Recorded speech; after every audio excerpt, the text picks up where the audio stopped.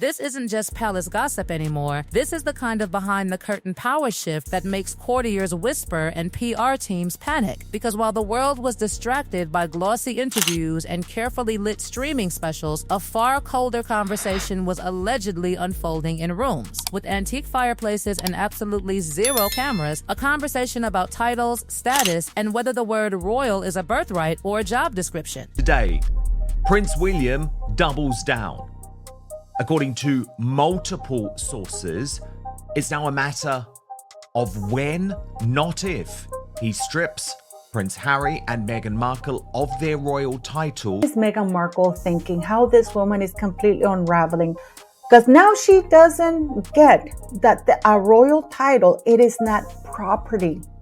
She's now threatening to sue Prince William. The pattern, insiders murmur, has become impossible to ignore. Every time global attention drifts elsewhere, a fresh Sussex headline explodes. Dramatic timing, emotional framing, maximum noise. But while that storm of publicity keeps churning across morning shows and social feeds, something much heavier has supposedly been moving in near total silence on the other side of the Atlantic. No dramatic leaks, no emotional interviews, just quiet procedural steps that don't trend but could change everything. Because this story, the one palace watchers can't stop obsessing over, isn't about hurt feelings or tabloid drama. It's about structure, power, survival. The whispered idea that the monarchy, that 1,000-year-old machine built on hierarchy and symbolism, may be preparing to redefine who actually gets to carry its weight and who just borrows its sparkle. And right at the center of those whispers, the Duchess title that helped transform Meghan from Hollywood actress into global royal brand. She is not a blood royal, so herself, she's not titled.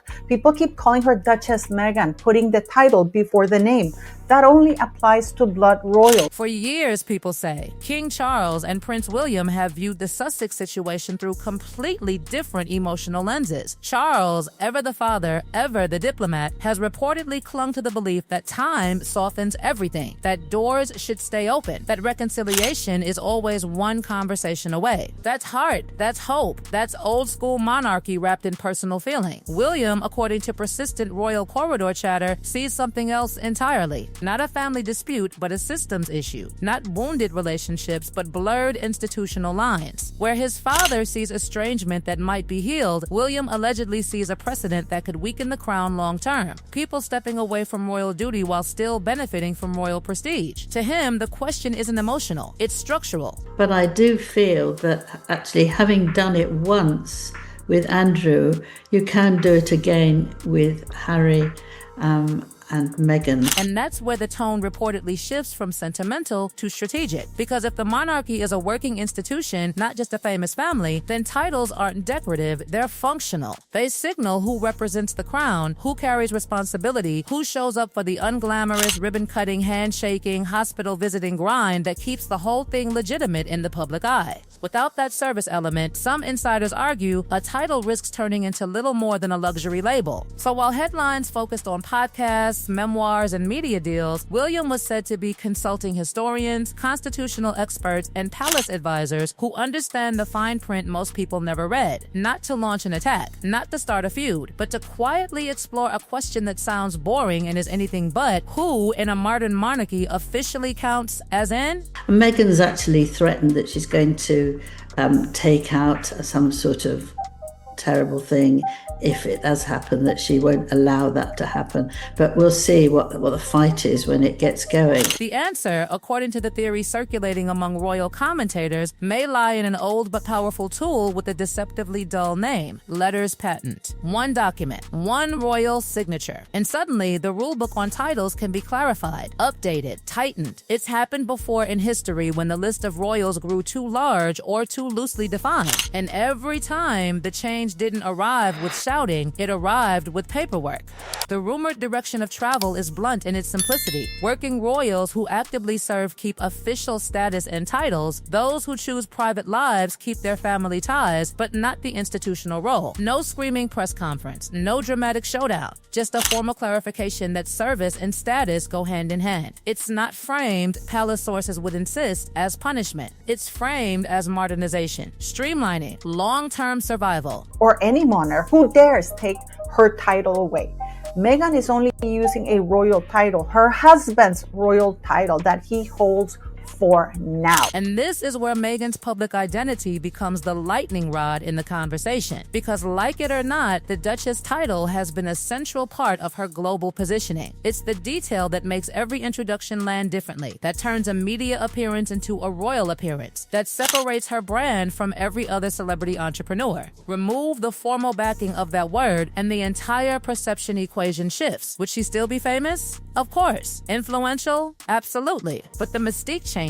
The difference between celebrity and royalty isn't just about popularity, it's about institutional weight, centuries of symbolism, and the idea that you represent something bigger than yourself. That's the intangible asset at the heart of all these whispered discussions. And according to Palace Gossip, it's exactly what William is determined to protect at all costs. Behind the scenes, the mood is described not as furious but focused, not emotional but procedural. While public narratives swirl with drama, the alleged palace strategy is quieter than ever. Define the rules, put them in writing, and let the institution speak for itself. No mudslinging, no interviews, just a line drawn in formal ink that says, in essence, the crown is not a lifestyle accessory, it's a full-time role. And if those rumors are even half true, then what we're watching isn't a family quarrel at all. It's a generational shift in how monarchy sees itself. Less emotional, more corporate, less flexible, more defined. A future king allegedly preparing the ground long before he ever wears the crown, making sure that when the time comes, the structure he inherits is tighter, leaner, and far less open to interpretation. Because in the end, this isn't about who gave which interview or who said what on camera. It's about a single heavy question hanging in palace air. In a modern world obsessed with personal branding, can a royal title stay sacred if it's treated like a brand asset instead of a duty? And depending on how that question gets answered in the months or years ahead, the meaning of Duchess could quietly, officially, and permanently change.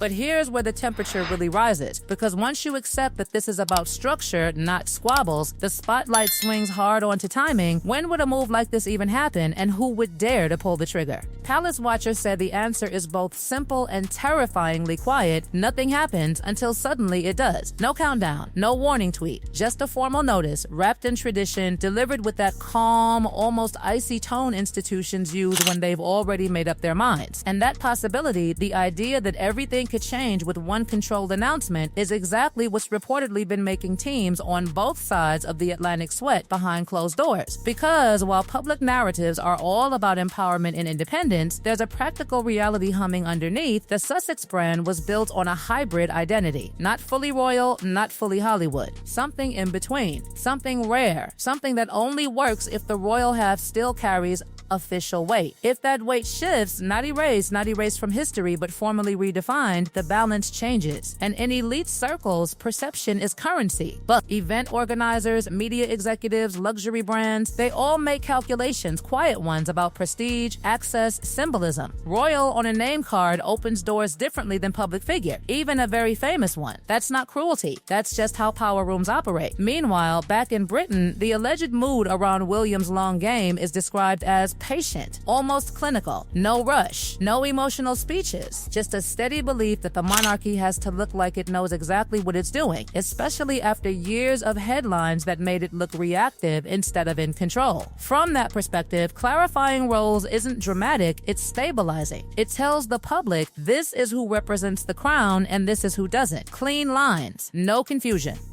And let's be real, the monarchy has survived wars, abdications, scandals that would melt modern PR teams in seconds. Its secret weapon has never been speed, it's been endurance. The ability to wait people out, to let outrage burn itself tired while the institution quietly adjusts its foundations. That's the energy insiders claim is in play now. Not a fight, but a slow, deliberate tightening of definitions that were once left comfortably vague. For Meghan, the narrative shift would be deeply symbolic. Her global story has always leaned on contrast, royal life versus real life, palace walls versus personal freedom. But if the palace formally redraws the line and says, in effect, you chose the second path, so the first one is no longer an official role, then the fairy tale versus freedom storyline morphs into something more final, less stepped back, more structurally separate. And that's a branding earthquake, not just a headline. Still, none of this unfolds in a vacuum. Public sympathy, media framing, and international opinion all swirl around the institution like weather systems. Move too harshly and the crown looks cold. Move too softly and it looks weak. That's the tightrope.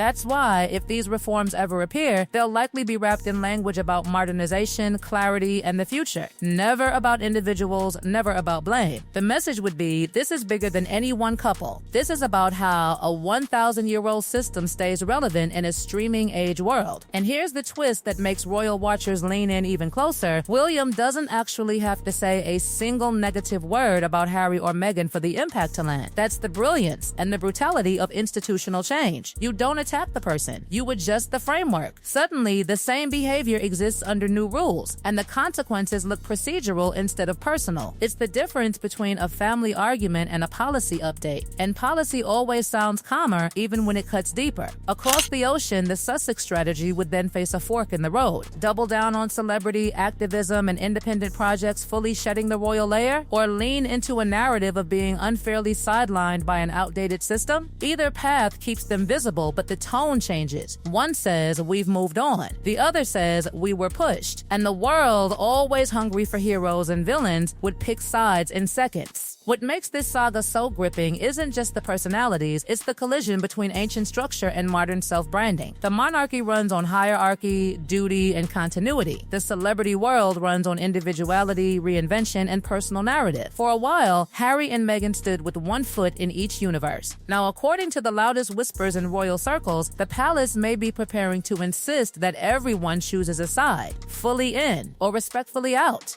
And through it all, William's image quietly evolves. Less the reluctant royal, more the future CEO of a historic enterprise, thinking in decades, not news cycles. Whether people love that or hate it almost doesn't matter. What matters is that it signals a monarchy trying to look decisive in an era that punishes hesitation. The message underneath the silence is simple. The crown intends to define itself before anyone else does it for them. So the real drama isn't in the next interview or the next glossy project. It's in the possibility of a document, a signature, a formal clarification that lands with almost no emotional language at all. No shouting, no spectacle, just a quiet institutional sentence that redraws the map of who officially carries royal weight into the future. And if that day comes, the shock won't be in how loud it is, but in how calm it is, but in how calm it is, but in how calm it is.